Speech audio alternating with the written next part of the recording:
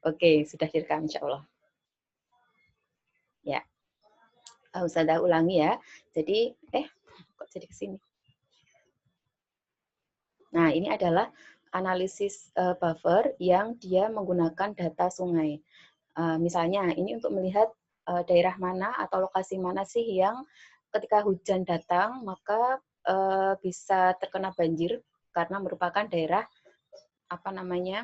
dataran banjir, maka dilakukan analisis buffering di sungai, gitu ya. Nah, bentuknya analisis buffering ini seperti yang warna kuning ini ya, kuning keorenan ini ya.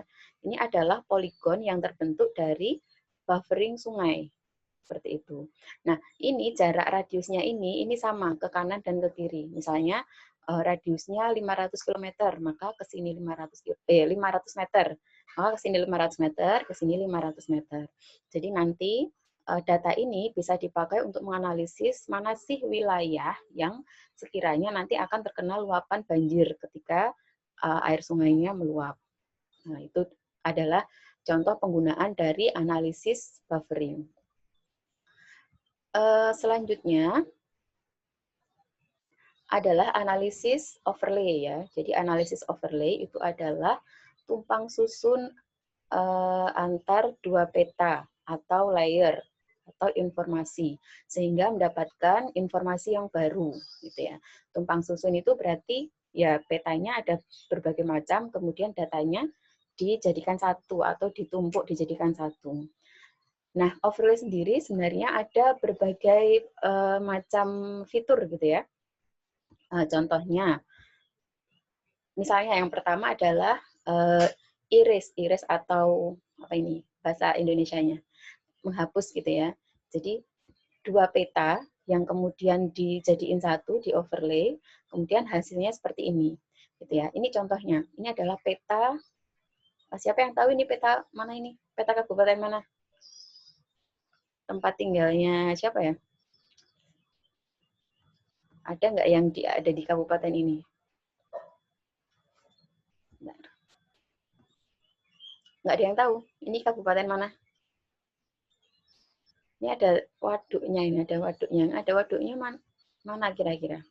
Solo jelas nggak mungkin ya, nggak ada waduknya. Nggak ada yang mau nebak ini kabupaten mana?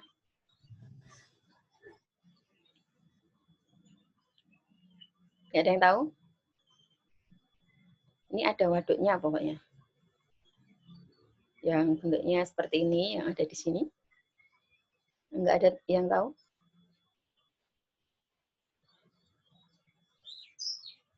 Nggak ada. Ini adalah Kabupaten Boyolali. Ya, ini adalah Kabupaten Boyolali. Yang sebelah ini. Ini kursornya Ustazah kelihatan nggak ya? Kelihatan, Us. Ya. Kelihatan, Us. Oke. Jadi yang ada di sini, ini adalah Kabupaten Boyolali. Ini informasinya adalah kalau ada persen berarti dia kemiringan lereng, ya. Jadi ini adalah terima kasih bagi yang meng-highlight. Ini adalah kemiringan lerengnya, kemudian yang ada di Kabupaten Boyolali. Kemudian ini adalah waduk. Kira-kira di Boyolali waduknya waduk apa ya?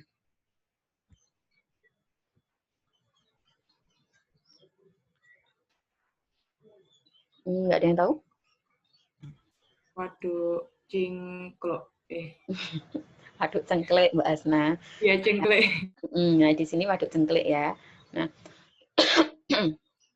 maaf. Jadi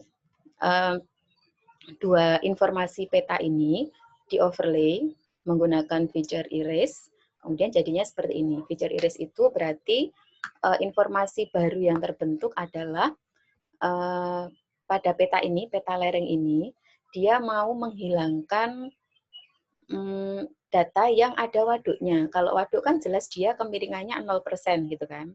Nah, tapi yang akan yang akan dipakai untuk kemiringan lereng ini adalah wilayah tanahnya. Kalau waduk kan dia wilayah perairan. Jadi dia mau menghilangkan wilayah perairan sehingga wilayah perairan ini tidak dihitung atau tidak digambar. Jangan berisik deh, gue langsung. Siapa ini? Ustazah ulangi ya. Jadi wilayah waduknya ini akan dihilangkan karena petanya hanya akan memuat tentang wilayah daratan yang ada informasi kemiringan lereng. Maka dilakukanlah analisis overlay antar dua data ini, kemudian hasilnya seperti ini. Maka ada wilayah-wilayah yang hilang, yaitu wilayah-wilayah perairan. Gitu. Nah, contohnya ini ya, yang sudah dibuletin sama Ustazah. Yang ini sama yang ini. Nah, ini waduk gitu ya, ini juga waduk. Seperti itu. Ini adalah analisis overlay yang menggunakan feature iris. Selanjutnya adalah ini juga analisis overlay yang menggunakan feature identity. Identity itu dia memasukkan data atau menambah data. Jadi kalau ini adalah peta administrasi Kabupaten Boyolali, ini batas Kabupaten Boyolali. Kemudian ada peta waduk. Nah, Waduk Cengklik ini kan tidak hanya berada di Kabupaten Boyolali saja, ya, dia berada di luar Kabupaten Boyolali juga. Nah, untuk melihat wilayah Waduk Cengklik yang masuk ke Kabupaten Boyolali yang mana, maka dilakukan analisis overlay menggunakan feature identity. Nah, nanti jadi hasilnya adalah seperti yang ini. Nah, ini adalah wilayah Waduk Cengklik yang dia masuk ke Kabupaten Boyolali. Nah, untuk yang waduk yang lainnya yang di luar Kabupaten Boyolali ini petanya akan hilang. Itu. Selanjutnya, ini adalah feature intersect. Jadi ini juga analisis overlay, tapi menggunakan feature intersect. Feature intersect itu dia hanya hasilnya berupa perpotongan dari kedua peta atau kedua wilayah gitu ya. Misalnya ini adalah peta administrasi Kabupaten Boyolali yang dia sudah ada batas-batas kecamatan ya. Ada batas-batas kecamatannya. Jadi misalnya warna ini dan ini itu beda kecamatan gitu. Kemudian peta yang ini adalah peta sebaran permukiman di seluruh Kabupaten Boyolali.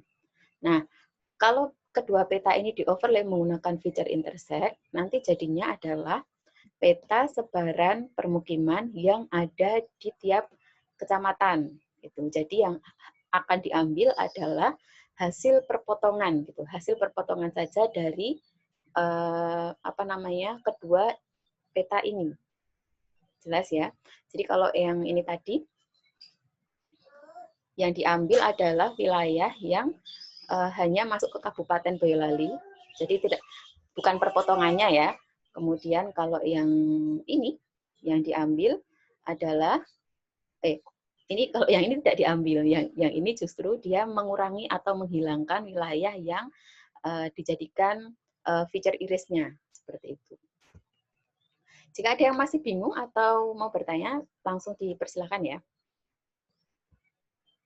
Ini yang penting kalian paham dulu ya, ternyata overlay itu ada berbagai macam gitu ya. Jadi nanti kalian bisa menggunakan analisis ini untuk berbagai macam keperluan juga.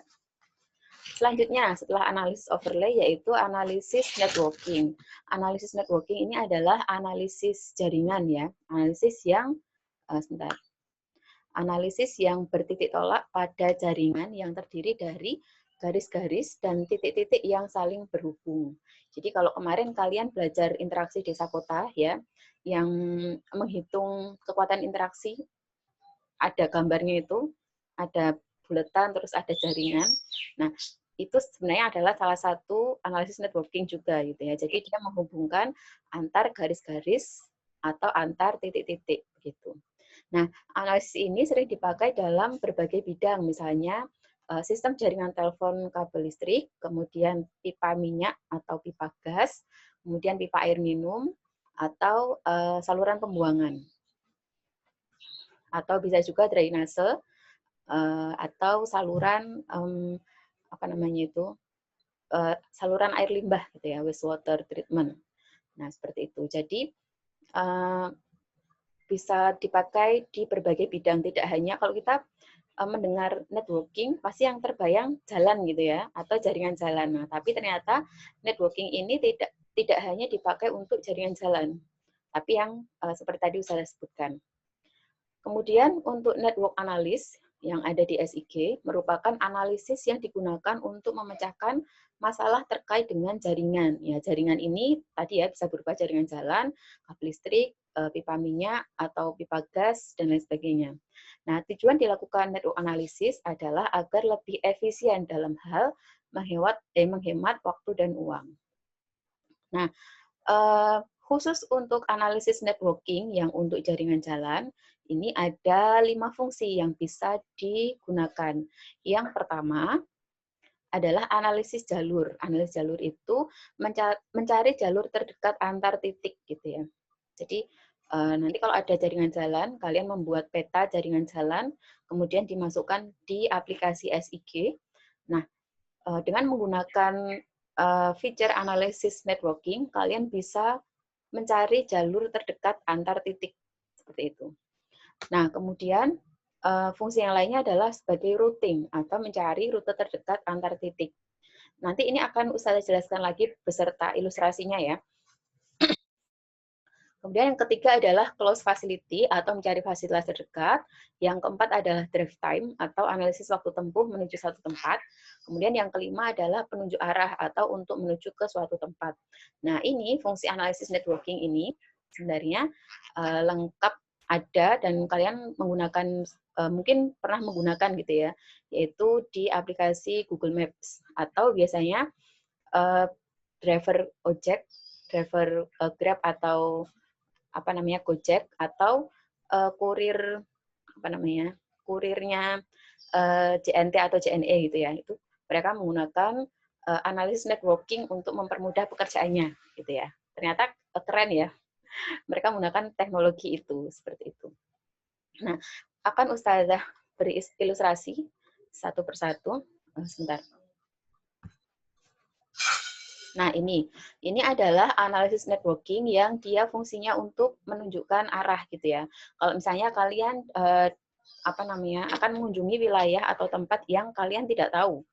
Misalnya gini, siapa ya ini ya? Audrey misalnya mau pergi ke tempatnya Hasna, ke rumahnya Hasna gitu, terus nggak tahu. Terus akhirnya Hasna ngasih Sherlock gitu. Nah, terus dibuka, terus akhirnya dibuka dan kemudian akan muncul seperti ini gitu ya. Oh, Hasna, Audrey harus jalan keluar menuju jalan misalnya ini Kolonel Sutarto gitu. Kemudian lurus, habis itu belok ke jalan apa gitu ya. Ini merupakan fungsi dari penunjuk arah dari analisis networking. Nah, tapi ini aplikasinya ya. Kalian tidak harus membuat jaringan jalannya dulu atau tidak harus melakukan analisis dulu. Ini aplikasi yang sudah bisa kalian pakai secara instan gitu ya. Di Google Maps bisa atau di WhatsApp itu juga bisa. Kemudian yang ini adalah tadi fungsi apa tadi? Close facility atau mencari fasilitas terdekat. Nah, jadi misalnya kalian lapar nih, terus mau nyari sate kambing, gulai misalnya ya, atau sate kambing. Nah, nanti search aja di Google, nanti akan keluar. Nah, yang keluar itu adalah yang biasanya terdekat dengan kita. Oh, ini sekitar misalnya 500 meter misalnya. Oh, ini sekitar 200 meter misalnya. Jadi, mencari fasilitas terdekat. Atau misalnya kalian jalan-jalan, terus mau kehabisan bensin. Nah, kalian nggak tahu di situ SPBU terdekat yang mana. Nah, kalian bisa cari, kalian bisa memanfaatkan Google Maps ya untuk mencari, ketik SPBU gitu ya. Terus kemudian nanti akan akan muncul fasilitas terdekat dari SPBU itu di mana. Itu ya. Itu adalah fungsi dari close facility. Ini 10 menit lagi habis ya, jadi nanti kalau tiba-tiba mati, kalian langsung join lagi ke link yang ada di LMS. Selanjutnya, ini adalah analisis yang pertama tadi ya, analisis jalur atau mencari jalur terdekat antar titik. Nah, ini biasanya dipakai oleh saudara-saudara kita yang bekerja di jasa kirim barang gitu ya. Kan biasanya mereka tuh bawa banyak barang gitu ya, terus dikirim ke alamat penerima masing-masing. Nah, biar efektif dan efisien, biar nggak bolak-balik gitu ya. Nah, biasanya mereka menggunakan analisis seperti ini, menggunakan fitur seperti ini gitu ya. Jadi diplotkan titiknya di mana saja alamatnya yang mau didatangi, terus nanti akan keluar jalurnya. Oh, jadi mereka tahu, oh saya kemana dulu nih gitu. Nah ini untuk mengefisienkan waktu gitu ya. Selanjutnya yang gambar sebelah ini adalah fungsi analisis networking untuk drive time atau analisis waktu tempuh menuju satu tempat. Itu ya. Ini contohnya dari rumah Ustazah ke SMIT.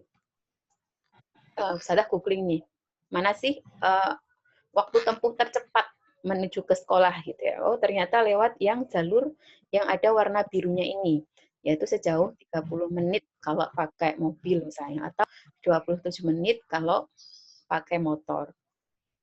Nah, kemudian ada juga ini, apa namanya, ada alternatif jalur juga yang warnanya abu-abu ini ya. Ini juga menggunakan analisis networking. Jadi selain kita ditunjukkan tempat yang, rute yang paling cepat, kita juga ditunjukkan alternatif lain yang bisa kita tempuh. Jadi jalur mana saja yang kita bisa tempuh untuk menuju ke suatu tempat. Nah, itu tadi adalah analisis networking. Selanjutnya, analisis klasifikasi. Analisis klasifikasi itu adalah suatu kegiatan untuk mengelompokkan suatu data hingga pada akhirnya menjadi sebuah data spasial yang baru dan berdasarkan pada kriteria atau atribut tertentu. Nah, klasifikasi ini sebenarnya digunakan di berbagai bidang gitu ya, atau di berbagai pemetaan. Jadi, contohnya ini adalah peta lereng gitu ya, untuk klasifikasi lereng. Jadi, setelah datanya dimasukkan, kemudian kita mau mengklasifikasikan data-data yang sama. Klasifikasi itu berarti kan mengelompokkan data-data yang sama. Misalnya yang lerengnya 2% itu masuk ke landai kan. Mana sih wilayah yang lerengnya 2% semua gitu ya. Maka akan dikelompokkan menjadi satu. Nah, kebetulan di sini petanya sudah diwarna gitu ya. Jadi yang landai warnanya yang warna hijau. Nah, kalau kita lihat yang warna hijau berarti di situ wilayahnya adalah wilayah lereng 2% atau landai. Gitu. Terus kemudian ada yang lebih dari 40% misalnya, itu wilayah lereng curam, ditandai dengan warna merah. Nah, berarti wilayah-wilayah ini adalah wilayah-wilayah yang sudah dikelompokkan menjadi satu, yaitu wilayah lereng yang curam, makanya diwarnai merah semua. Oh, yang ini itu merah-merah. Itu lereng yang curam, seperti itu. Terus kemudian ada lagi, maaf, klasifikasi, sebentar, nggak bisa ini.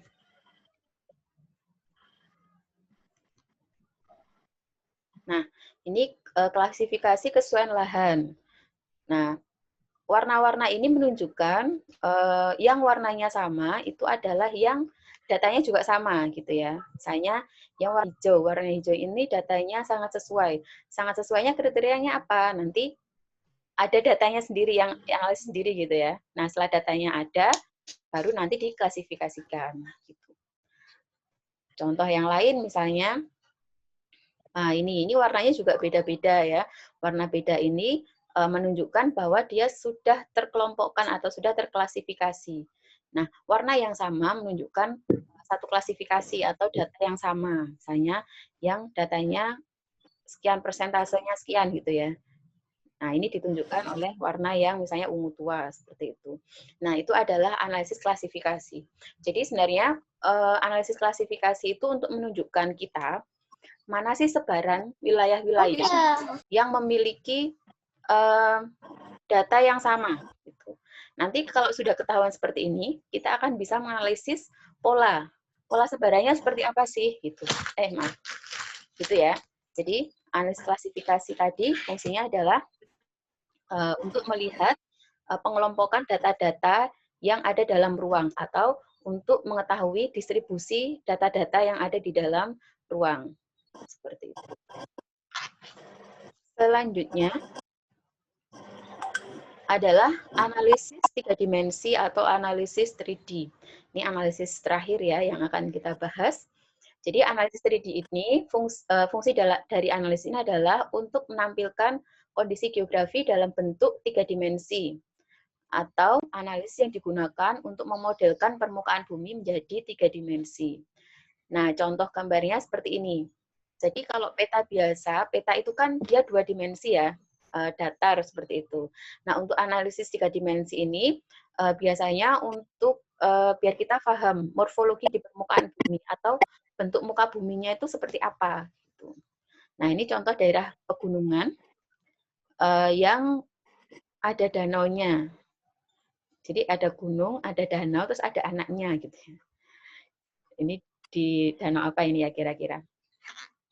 Nah, ini dengan kita melakukan analisis 3 dimensi, kita bisa tahu bentuknya itu seperti apa sih gitu ya.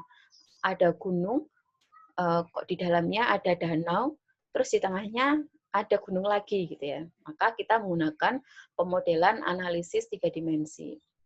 Terus juga untuk kajian longsor misalnya ya, analisis 3D ini sangat berguna untuk mengetahui di mana sih longsor itu akan terjadi gitu ya. Maaf. Atau kalau ada longsor, maka dia akan terjadi di lereng yang sebelah mana, gitu ya. Otomatis adalah lereng yang paling curam, yang ada jalannya di situ, gitu ya. Nah, untuk kita tahu mana sih lereng yang curam, yang ada jalan untuk tempat longsor, maka kita melakukan analisis 3 dimensi. Nah, itu tadi ya, ada 5 analisis yang bisa kita pakai, yang bisa kita pergunakan di sistem informasi geografi. Kita ulangi lagi, yang pertama tadi ada analisis buffering gitu ya, kemudian ada analisis overlay atau tumpang susun peta, kemudian ada analisis klasifikasi, lalu ada analisis 3 dimensi, terus ada analisis apa tadi? Ada 5. Ustazah lupa kan. Ada yang ingat? Ada yang ingat? Ada yang mencatat? Silakan dibaca catatannya. Networking, Us. Oh iya, betul. Analisis networking. Diulangi lagi ya. Ada analisis klasifikasi, ada buffering, kemudian ada overlay, ada networking, kemudian ada 3 dimensi. Selanjutnya, setelah melakukan analisis, maka kita juga bisa melakukan yang namanya scoring ya di sistem informasi geografi. Jadi metode scoring itu adalah suatu metode pemberian skor atau nilai terhadap masing-masing nilai parameter untuk menentukan tingkat kemampuannya.